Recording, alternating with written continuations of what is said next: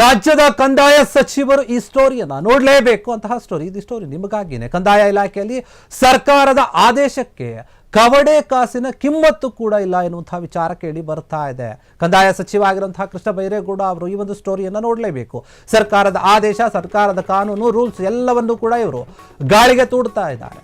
ಕಂದಾಯ ಇಲಾಖೆಯಲ್ಲಿ ಗಾಳಿಗೆ ತೂರಲಾಗ್ತಾ ಇದೆ ಸರ್ಕಾರದ ಆದೇಶವನ್ನು. ಕವಡೆ ಕಾಸಿನ ಕಿಮ್ಮತ್ತು ಕೂಡ ಇಲ್ಲ ಆದೇಶಕ್ಕೆ ಅಂತ ಹೇಳಲಾಗ್ತಾ ಇದೆ. ಎಸಿ ಕಚೇರಿಗಳಲ್ಲಿ ವಿಎಗಳನ್ನ ಇಟ್ಟುಕೊಂಡು ದಂಧೆ ಮಾಡ್ತಾ ಇದ್ದಾರೆ ಕೆಲ ಆಫೀಸರ್ಗಳು. ಸೌತ್ ಎಸಿ ಕಚೇರಿಗೆ ಅಕ್ರಮವಾಗಿ ವಿಎಗಳ ನೇಮಕ ಆಗ್ತಾ ಇದೆ. ಯಾಕೆ ಎನ್ನುವಂತಹ ಪ್ರಶ್ನೆ. ಆಯಕಟ್ಟಿನ ಜಾಗಕ್ಕೆ ಕ್ರಮ, ಗ್ರಾಮ ಲೆಕ್ಕಾಧಿಕಾರಿಗಳ ಅಥವಾ ಲೆಕ್ಕಿಗರ ನಿಯೋಜನೆಗೆ ಬ್ರೇಕ್ ಇಲ್ಲ.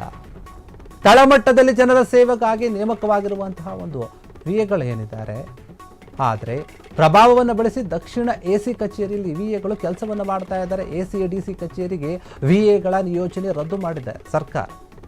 ಆದರೂ ಕೂಡ ಲೆಕ್ಕಕ್ಕಿಲ್ಲ. ಗ್ರಾಮ ಲೆಕ್ಕಾಧಿಕಾರಿಗಳ ಮೂಲಕ ಹುದ್ದೆಗೆ ಹೋಗಿ ಕೆಲಸವನ್ನು ಮಾಡಬೇಕು ಅಂತ ಆದೇಶವನ್ನು ಕೊಟ್ಟಿದ್ದಾರೆ. ಆದರೆ ಸರ್ಕಾರ ಮಾಡಿರುವಂತಹ ಆದೇಶವನ್ನು ಇವರು ತಲೆ ಕೆಡಿಸ್ಕೊಳ್ತಾ ಲೆಕ್ಕಕ್ಕಿಲ್ಲ, ಆಟಕ್ಕುಂಟು ಲೆಕ್ಕಕ್ಕಿಲ್ಲ ಅನ್ನೋಂಥ ರೀತಿಯಲ್ಲಿ ಆಗ್ತಾ ಇದೆ. ಸರ್ಕಾರದ ಆದೇಶವನ್ನು ಉಲ್ಲಂಘಿಸಿ ದಕ್ಷಿಣದ ಎಸಿ ಕಚೇರಿಗೆ ವಿಗಳನ್ನು ನೇಮಕ ಮಾಡಲಾಗ್ತಾ ಇದೆ. ವಿಎಗಳನ್ನು ಒಬ್ಬರಲ್ಲ ಇಬ್ಬರಲ್ಲ ಬರೋಬ್ಬರಿ 3 ವಿಎಗಳನ್ನು, 33 ಅಥವಾ ಏನೇ ಇರುತ್ತೆ.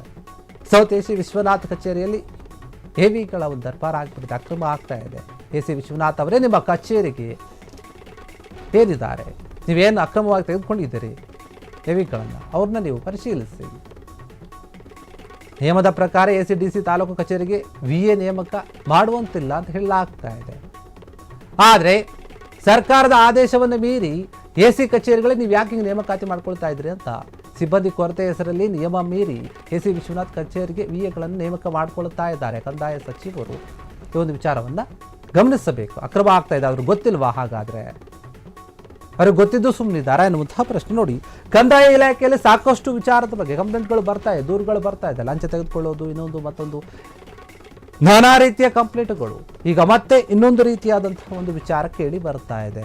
ಸರ್ಕಾರದ ನಿಯಮವನ್ನು ಗಾಳಿಗೆ ತೂರುತ್ತಾ ಇದ್ದಾರೆ ಇವರು ಅಂತ ಹೇಳಿ ಎಸಿ ಕಚೇರಿಯಲ್ಲಿ ವಿಎಗಳನ್ನು ಇಟ್ಟುಕೊಂಡು ದಂಧೆ ಮಾಡ್ತಾ ಇದ್ದಾರೆ ಆಫೀಸರ್ಸ್ಗಳು ಎನ್ನುವಂತಹ ಒಂದು ಪ್ರಶ್ನೆ ಕೂಡ ಇದೆ. ಸೌತ್ ಎಸಿ ಕಚೇರಿಗೆ ಅಕ್ರಮವಾಗಿ ವಿಎಗಳ ಒಂದು ನೇಮಕಾತಿ ಆಗ್ತಾ ಇದೆ. ಯಾರು ಕೂಡ ಇದ್ರ ಬಗ್ಗೆ ಪ್ರಶ್ನೆ ಮಾಡ್ತಾ ಇಲ್ಲ. ಆಯಕಟ್ಟಿನ ಒಂದು ಜಾಗಕ್ಕೆ ಗ್ರಾಮ ಲೆಕ್ಕಿಗರ ನಿಯೋಜನೆಗೆ ಬಿದ್ದಿಲ್ಲ ಇನ್ನೂ ಕೂಡ ಬ್ರೇಕ್ ಎನ್ನುವಂತಹ ವಿಚಾರ. ತಳಮಟ್ಟದಲ್ಲಿ ಜನರ ಸೇವೆಗಾಗಿ ನೇಮಕವಾಗಿರುವಂತಹ ಒಂದು ವಿಎಗಳೇನಿದ್ದಾರೆ ಅವರು, ಆದರೆ ಇವರು ಪ್ರಭಾವಿಯನ್ನು ಬಳಸಿ, ಕೆಲವರ ಪ್ರಭಾವವನ್ನು ಬಳಸಿ ದಕ್ಷಿಣ ಎಸಿ ಕಚೇರಿಯಲ್ಲಿ ವಿಎಗಳು ಕೆಲಸವನ್ನು ಮಾಡ್ತಾ ಇದ್ದಾರೆ. ಎಸಿ ಡಿಸಿ ಕಚೇರಿಗೆ ವಿಎಗಳ ಒಂದು ನಿಯೋಜನೆಗೆ ರದ್ದು ಮಾಡಬೇಕು ಅಂತ ಹೇಳಿ ಸರ್ಕಾರ ಆದೇಶವನ್ನು ಕೊಟ್ಟಿರುತ್ತೆ, ನಿಯಮವನ್ನು ಮಾಡಿರುತ್ತೆ, ಅದನ್ನು ಇವರು ಪಾಲಿಸ್ತಾ ಇಲ್ಲ.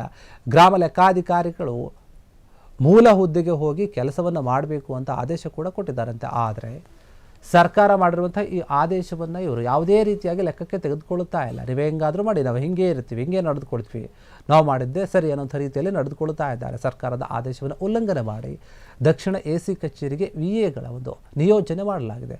ಒಬ್ಬರಲ್ಲ ಇಬ್ಬರಲ್ಲ ಬರೋಬ್ಬರಿ 3 ವಿಎಗಳ ನೇಮಕ ಮಾಡಲಾಗಿದೆ. ಸೌತ್ ಎಸಿ ವಿಶ್ವನಾಥ್ ಏನಿದ್ದಾರೆ ಅವರ ಕಚೇರಿಯಲ್ಲಿ ವಿಎಗಳ ಒಂದು ಅಕ್ರಮ ಕೆಲಸ ಆಗ್ತಾ ಇದೆ. ಎಸಿ ವಿಶ್ವನಾಥ್ ಏನಿದ್ದಾರೆ ಅವರು ತಮ್ಮ ಒಂದು ಕಚೇರಿಗೆ ವಿಎಗಳ ನೇಮಕಾತಿಯನ್ನು ಮಾಡ್ಕೊಳ್ತಾ ಇದ್ದಾರೆ. ಇದು ಎಷ್ಟು ಸರಿ ಎನ್ನುವಂತಹ ಪ್ರಶ್ನೆ ಕೂಡ ಇದೆ. ಎ ಕುಮಾರಸ್ವಾಮಿ, ಆಕಾಶ್ ಮತ್ತು ಸುಧಾರಾಣಿ ಎಸಿ ಕಚೇರಿಗೆ ನಿಯೋಜನೆಯಾಗಿರುವ ಒಂದು ಹುದ್ದೆಗೆ ಇವರ ಹೆಸರು ಕೇಳಿ ಬರ್ತಾ ಇದೆ. ನಿಯಮ ಪ್ರಕಾರ ಎಸಿ ಒಂದು ಡಿಸಿ ತಾಲೂಕು ಕಚೇರಿಗಳಿಗೆ ವಿಎಗಳ ನೇಮಕ ಮಾಡಬಾರ್ದು ಅಂತ ಹೇಳಿದೆ. ಆದರೆ ಸರ್ಕಾರದ ಆದೇಶ ಇಲ್ಲಿ ಯಾವುದೇ ರೀತಿಯಲ್ಲಿ ಲೆಕ್ಕಕ್ಕೆ ಬರ್ತಾ ಇಲ್ಲ. ಅದನ್ನು ಮೀರಿ ಕಚೇರಿಗಳಿಗೆ, ಎಸಿ ಕಚೇರಿಗಳಿಗೆ ಗ್ರಾಮ ಆಡಳಿತದ ಒಂದು ಅಧಿಕಾರಿಗಳ ನೇಮಕ ಆಗ್ತಾ ಇದೆ. ಸಿಬ್ಬಂದಿಯ ಕೊರತೆ ಅಂತ ಹೇಳ್ತಾ ಇದ್ದಾರೆ. ಆ ಒಂದು ಹೆಸರಿನಲ್ಲಿ ನಿಯಮವನ್ನು ಮೀರ್ತಾ ಇದ್ದಾರೆ ಎಸಿ ವಿಶ್ವನಾಥ್ ಎನ್ನುವಂತಹ ಮಾತು. ಅವರ ಕಚೇರಿಗೆ ಈ ರೀತಿಯಾಗಿ ವಿಎಗಳ ನೇಮಕ ಆಗ್ತಾ ಇದೆ.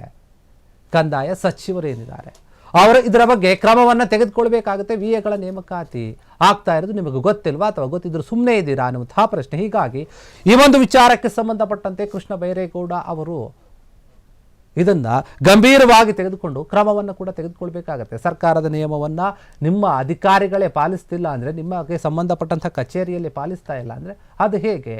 ಇನ್ನು ಜನರ ಕೆಲಸಗಳನ್ನು ಇವರು ಹೇಗೆ ಮಾಡಿಕೊಡ್ತಾರೆ? ಇಷ್ಟೊಂದು ಅಕ್ರಮ ಆಗ್ತಾ ಇದೆ.